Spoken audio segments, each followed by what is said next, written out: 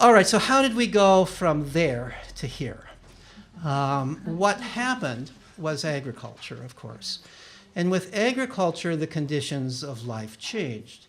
So now we were no longer mobile. Now once you are planting a field, you've got to guard that field. You've got to stay there. And you've got to hold on to it. You can't just let somebody else walk in. You've put all this work into it. You've plowed it up. You've planted this stuff. You've got to, in some sense, own that land, right? And that means keeping other people from just taking it. So now you can't be so egalitarian anymore, right? And now also you've got stuff. You've got a place to live. You can hoard stuff. You can keep stuff. And also now, once the available land in an area, some people have claimed it. Now you've got class differences. You've got some people who own the land and other people who are dependent upon those who own the land.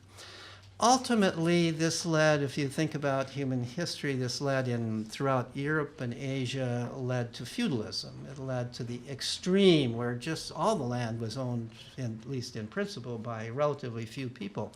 And everybody else was dependent upon those people. So as soon as you go in this direction, the goal of child raising has to change. No longer can free will be the goal of child raising. You have to suppress free will.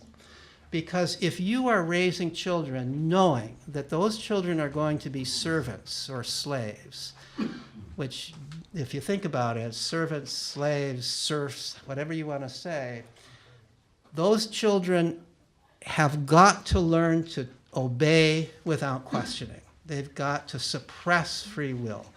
The most important goal of child raising now became the suppression of free will, the teaching of obedience. If you had to beat the child, you beat the child. The first master was the father or the mother, but primarily the father. The father is the master that you have to obey, and the goal of child raising. Look at the Bible. Don't use the Bible as a source of child raising advice, no matter what else you think about the Bible. The only advice you can get from the Bible about child raising is if your child talks back to you, then you take him to the gates of the village and he will be killed by the elders of the society. There are several passages about sparing the rod and spoiling the child. Basically, the Bible's advice, to the degree that there's any explicit advice about child raising, it's about beating your child if your child doesn't obey you. Well, this was, of course, written during this. This was all written during this period when, indeed, it was important to teach children obedience. Now, the point, and of course, when we got to industry, things didn't automatically suddenly change. The masters of industry who owned the businesses could also profit by employing people who were more or less, maybe they're now called employees, but they're earning very little. They're at the mercy of the people who are employing them, and they're often employing children. And so again, the method of coercion to get them to do this tedious, odious, in some cases odious, hard work required suppressing their free will. Now, the point that I'm really leading to is that schools, as we know them today, arose out of this history. It was really with the Protestant Revolution, beginning in the 17th century, that we began to have schools as we know them today. The first place where compulsory schools, really began to flourish was in the German state of Prussia. And if there's any father of the modern day school system, it would be August Hermann Francke, who developed a system of compulsory education in Prussia beginning in the late 17th century and going into the 18th century. At first, this was all church-run. Ultimately, it was taken over by the state. But if you were to walk into one of Francke's schools, you would recognize it as a school. Everything was timed by the clock. There were hourglasses timing things, so you would have this lesson and that lesson and that lesson. You'd have the idea of the master or the teacher and the children in rows and learning what they're supposed to learn. The basic job is to feed back what the teacher is telling you. The discipline would be a little worse than it is today. The discipline might be beating the child if the child makes mistakes. But that was also the method of discipline that was being used in the home and even in factories and workplaces to make children do what they're supposed to do. Nobody at this point in history was ever thinking about the child's free will being worth anything. The child's free will was only to be suppressed. So here's to get an idea of what Frankie's, the philosophy that led Frankie to develop what we now think of as school is stated nicely in his manual for school teachers. So here's a quotation from it. Above all, it is necessary to break the natural willfulness of the child.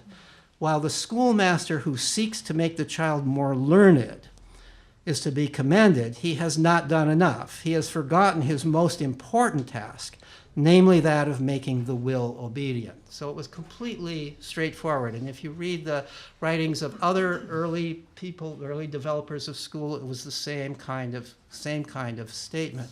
By the way, more learned really meant having memorized more passages from the Bible. The primary purposes of school were indoctrination at that time in biblical gospel and obedience training.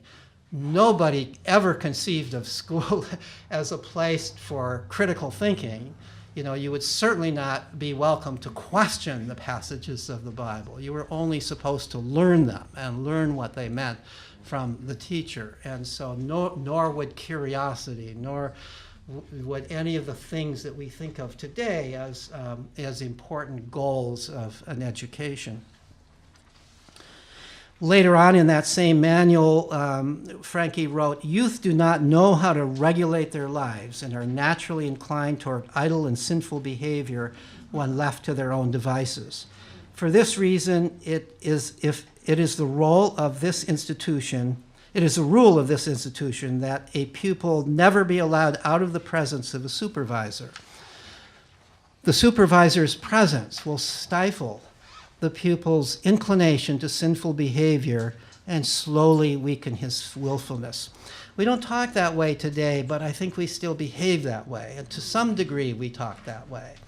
We still don't trust children. We still believe they're going to get into sinful and idle behavior if left to their own devices. And so we feel like we have to guard them, and school is one place for doing that, one place for constantly supervising them and pushing them in the direction that we think is important for them. So schools were developed and they've been passed along.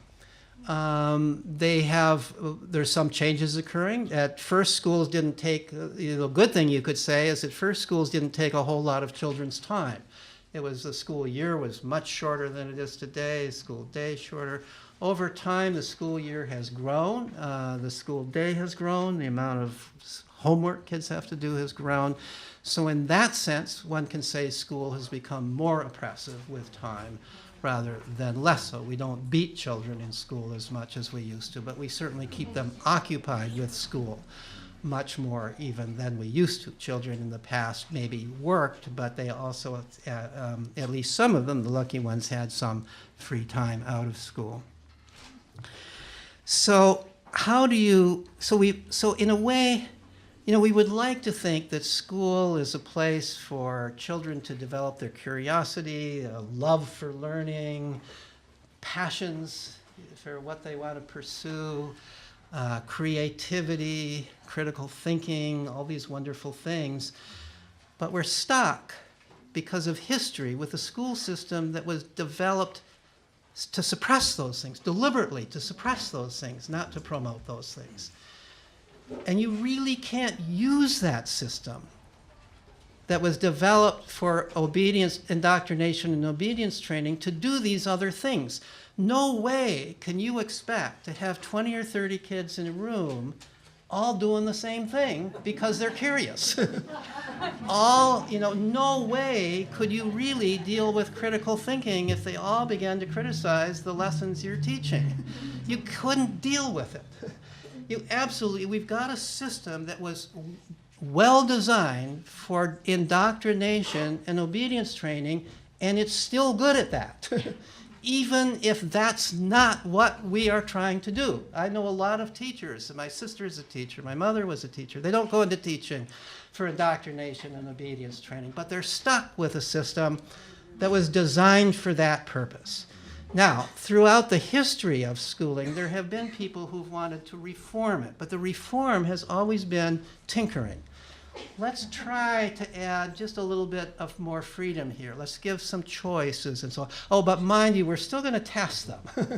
We're going to worry if somebody reaches 6 and 7 and they can't read, or we're going to, So as long as we have testing, we've still got a curriculum. As long as we have, so what happens is, so you loosen things up again a little bit. You have this progressive education era in the 1920s, and again a little bit in the 1960s, and things get a little bit loosened up in the schools.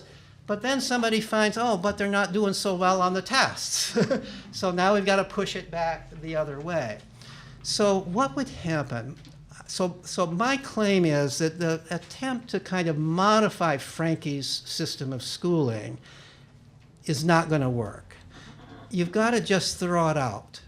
And you've got to start from scratch with something and designed for what we think of as education today. Designed not for indoctrination and obedience training, but designed for curiosity, playfulness, all the kinds of things that we think are important for children to develop, and if they're going to be successful in today's world.